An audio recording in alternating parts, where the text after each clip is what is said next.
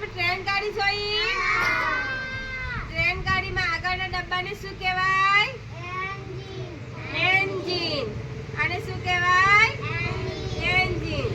આજે આપણે એન્જિન ચાલી ગયું એની આપણે વાર્તા કરીએ. તમે સાંભળજો પછી એનો જવાબ આપવાનો. રેડી? એક એન્જિન હતું. શું હતું? એ એક પાર્કમાં ઊભું હતું. એવામાં એને જોઈને એક બીજું એન્જિન આવ્યું. ત્યાં બીજું એન્જિન પણ સાથે ઊભું રહ્યું. તો બીજું એન્જિન પહેલા એન્જિનને પૂછે કે એન્જિન તમે કેમ અહીંયા ઊભા છો? ત્યારે પહેલું એન્જિન કહે કે આ કોણ આમ અહીંયાથી ત્યાં ત્યાંથી અહીંયા દોડ્યા કરે? તું તો એક જગ્યાએ શાંતિથી ઊભો રહેવાનો. તો બીજો એન્જિન વિચારે કે વાત તો સાચી છે એટલે એ પણ ઊભો રહી ગયો. પછી એને શું કર્યું?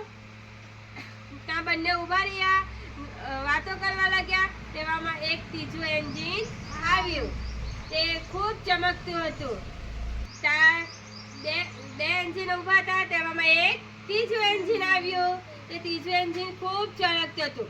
પછી એને વિચાર્યું કે પેલું તો કેટલું સરસ ચમકે એન્જિન. એટલે એનો ડ્રાઈવર આવ્યો. એ ડ્રાઈવર પેલા ચમકતા એન્જિનમાં ઓઇલ નાખ્યું, સાફ સફાઈ કરી.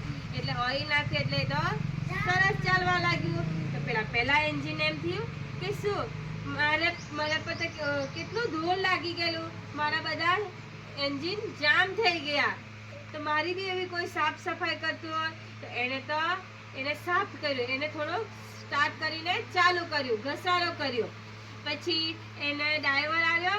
આજે તો મારું એન્જિન ઘસાયેલું છે એમ કરીને એમાં બી ઓઇલ નાખ્યું ને સાફ કરીને એન્જિન એક વાર ચાલુ કર્યું તો ન ચાલ્યું. બીજી વાર સ્ટાર્ટ કર્યું તો ચાલુ થઈ ગયું. પછી એ તો એન્જિન ચાલવા લાગ્યું. પછી બીજું એન્જિન ને એવું કર્યું તો બીજું એન્જિન પણ ચાલવા લાગ્યું.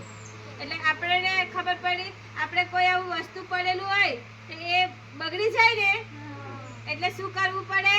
ચાલવું પડે, દોડાવવું પડે ને તો એ વસ્તુ બગડે નહીં.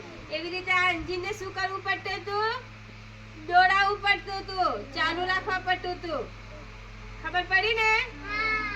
એવી રીતે આપણી ગાડી બી દરરોજ એકડા લખે તો આપણે લખ્યા જ કરવા પડે. એક બે દિવસ રજા જો પાડીએ તો આપણે ભૂલી જઈએ ને.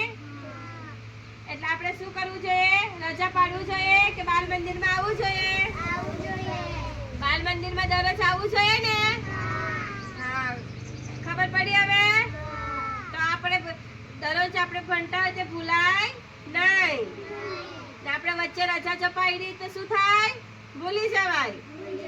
આ એન્જિન જેવું લાગી જાય ને, કાટ એન્જિન પડી રહેલું તો કાટ લાગી ગયો ને એવી રીતે આપણને બી ભૂલી જવાય. એટલે આપણે શું કરવું જોઈએ? આવવું જોઈએ. ખબર પડી? સરસ, તાળી પાડો.